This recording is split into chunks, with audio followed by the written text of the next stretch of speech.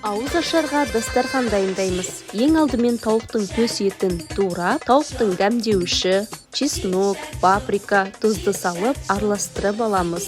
Қызып тұрған табаға майды құйып, тауықты қызартырып, қуырып аласыздар. Тауықтың етін алып, пияз, тәтті бұрыш, томатты салып, қуырып аламыз. Піскен тауық етін және ұнды салып, қуырып аласыздар. 20% клейгейді құйып, 2-3 минуттан кейін дайын болады. Табаға май, жуылған күрішті салып, қуырып, дәміне қарай тұз, суды салып, дымдап қоямыз. Ауыз ашарға кешкі тағам дайын болды.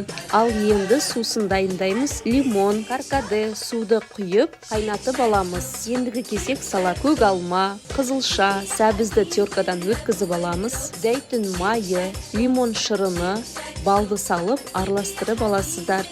Арықтағысы келетін қыздарға таптырмас рецепт. Дәмді әрі пайдалы тағамдарды жіберіп алмау